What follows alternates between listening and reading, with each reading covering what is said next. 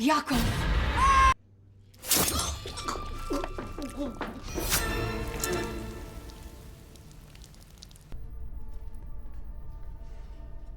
Lit. There we go.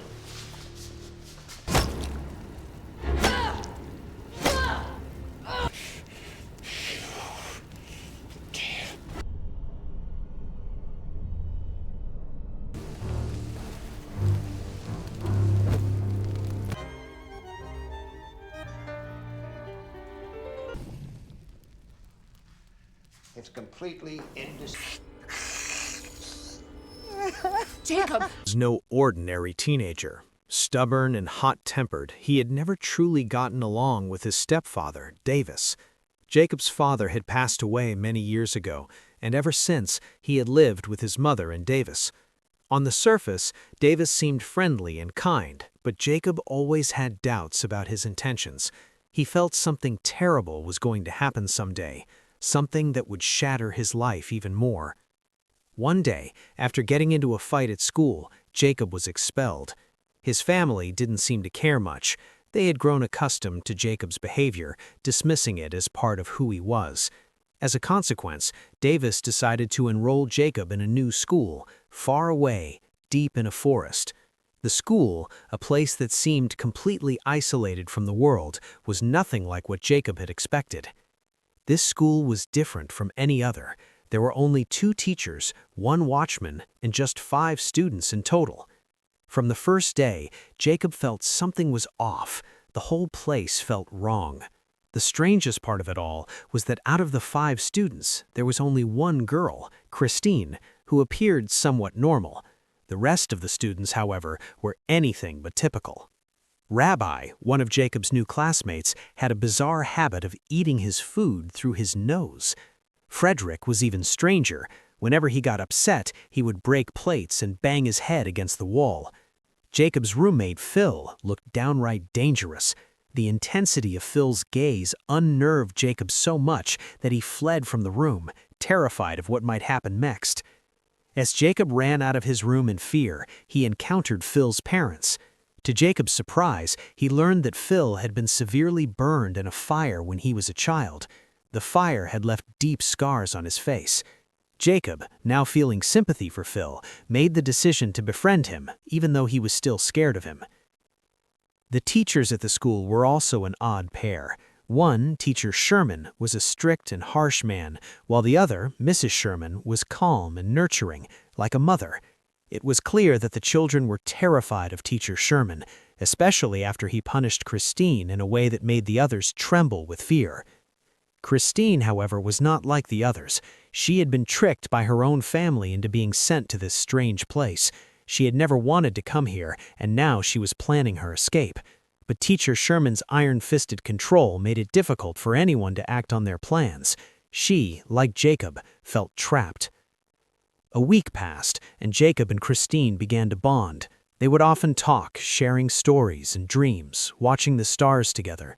Sometimes, Jacob would boast about his past adventures, though he knew deep down that most of them were fabricated. Their friendship grew over time, but things at the school continued to grow more disturbing. One day, during class, Christine asked for permission to go to the toilet. Teacher Sherman responded coldly, warning her that if she didn't return within 3 minutes, there would be consequences. Christine, always rebellious, rushed out of the room.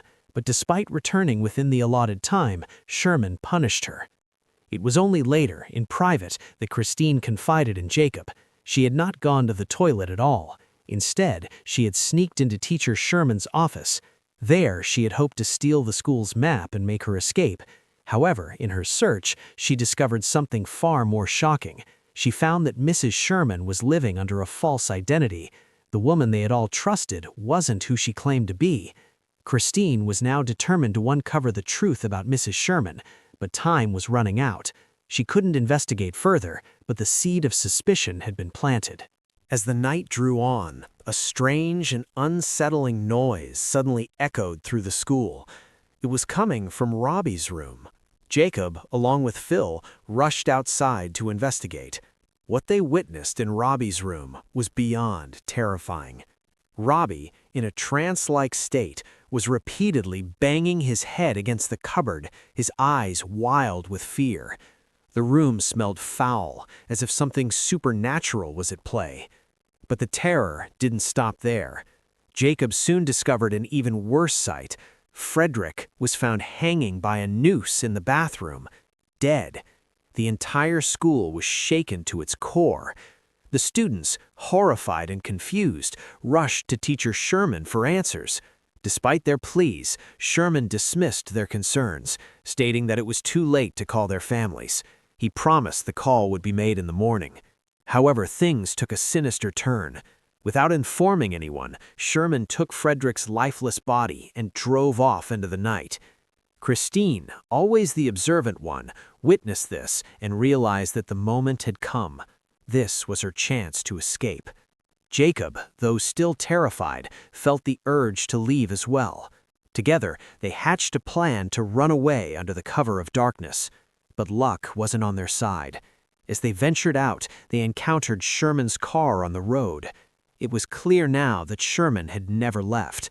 Jacob, in his panic, accidentally triggered an alarm, setting off sirens across the school. Both he and Christine fled, but they were quickly caught. The most shocking part was that Sherman, instead of punishing Jacob, simply told him to come to his office the next morning and left him to go back to his room. Christine, however, wasn't so lucky. Jacob could hear her cries of pain as she was punished downstairs, helpless to do anything. The next morning, Jacob made his way to Sherman's office. What he learned there would shock him to his core. Sherman revealed that Frederick had not committed suicide. One of the students had killed him. Then Sherman dropped a bombshell. The school wasn't just a regular institution. It was a place where children abandoned by their families were sent. But that wasn't all. Christine, the seemingly sweet girl Jacob had befriended, was the most dangerous of them all. She had killed her own brother, and her actions had caused her mother's death as well. To avoid the shame, her father had asked Sherman to keep her locked away forever. Jacob struggled to comprehend everything Sherman was telling him. It felt like the world around him was crumbling. Yet, Sherman made it clear that Jacob had a role to play. With the school understaffed, he needed Jacob to help stabilize the environment. Jacob, despite his shock, agreed to help. For a while, things seemed to settle. Jacob helped lift the spirits of the other students, and the fear surrounding Frederick's death slowly faded. But then, one fateful night, Christine came to Jacob with an unexpected demand. Christine's arrival at Jacob's room that night was nothing short of strange. Jacob, having just gotten used to the eerie quiet of the school, was hesitant at first, but when he saw the desperation in Christine's eyes, he knew something was wrong. She seemed different, more frantic than ever. At first, Jacob didn't want to talk, but when he noticed that Christine had secretly stolen his bag, everything changed. The bag, which had been a gift from his grandmother, contained precious old memories, a scarf and an old glove. The sentimental value was irreplaceable. Jacob became furious. These were the only things left of his past, the things he cherished most, and Christine had stolen them. He snatched them back from her hands, his anger bubbling to the surface.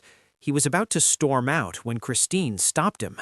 In a low, cold voice, she asked him a question that startled him. "You killed Frederick, didn't you?" Jacob was stunned. It didn't make sense. But to his surprise, Christine confessed. She admitted that she had killed Frederick. "Yes," she said nonchalantly, "I had to create a scene to escape from here, but Sherman was already prepared. My plan failed."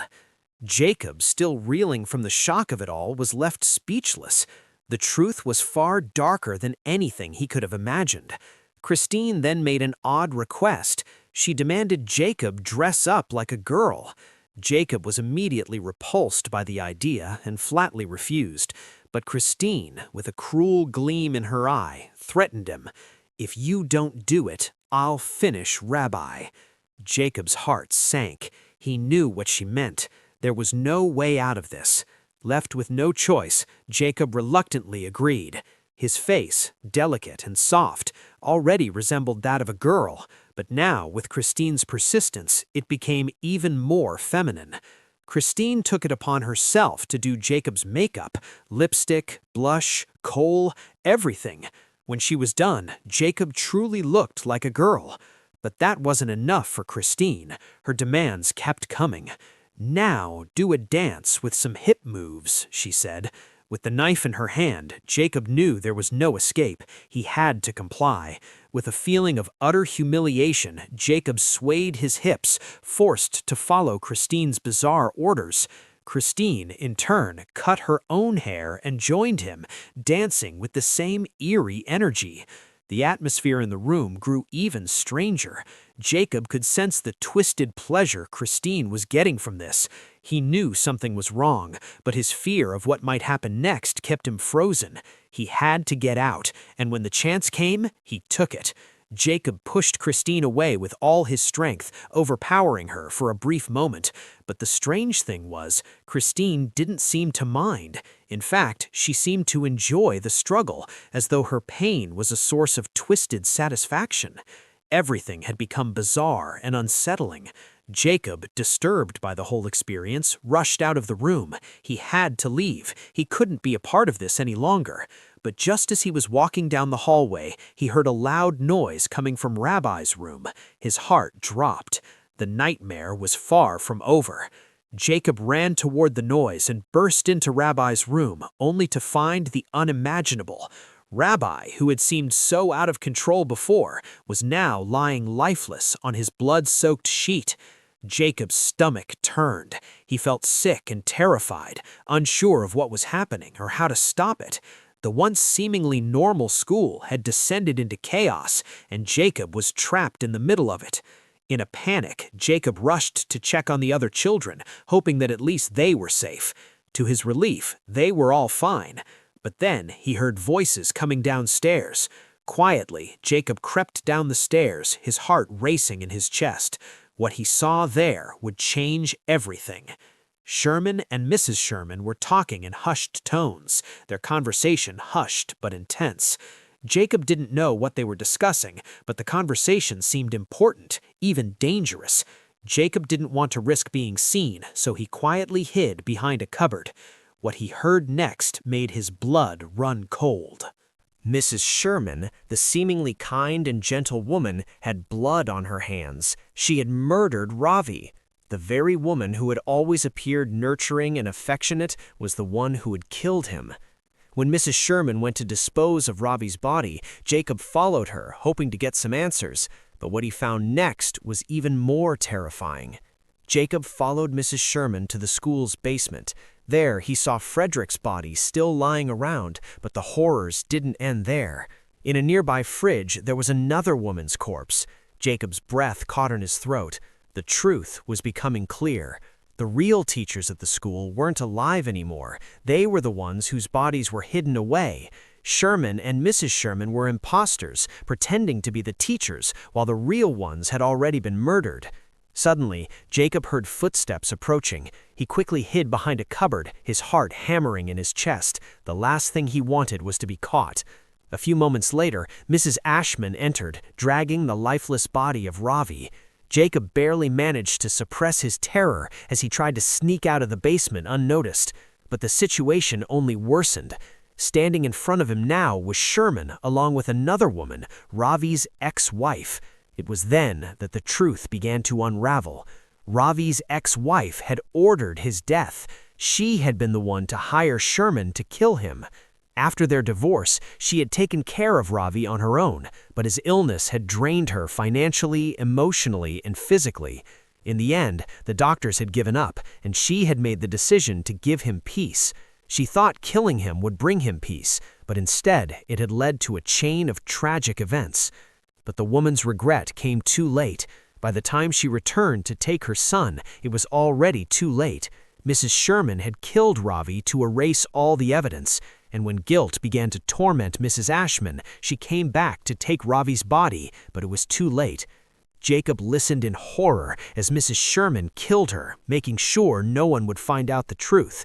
Sherman, however, was enraged by Mrs. Sherman's actions, but outwardly he remained calm. He pulled out a small vial of poison from his pocket, revealing that he had already planned to kill Mrs. Ashman. In 2 hours, he said, her breathing would have stopped on its own. No trace, nothing to find. Jacob's mind was spinning, trying to piece together the horrific reality that had unfolded. He had seen things no one should ever witness, and he now realized the magnitude of the evil he was up against. With no way out, he tried to hide, hoping to find some way to escape the nightmare. But then, Sherman revealed the truth. Jacob was meant to be his heir. The entire situation had been planned from the beginning, and now Jacob was part of it all. As Jacob stood frozen in fear, Sherman handed him the keys to the school. "Go lock all the rooms upstairs," he instructed. Jacob realized with a sinking heart that Sherman had set him up. If you enjoyed this chilling recap, don't forget to like, comment, and subscribe for more horror recaps. Want to uncover more dark secrets? Stay tuned for our next thrilling video.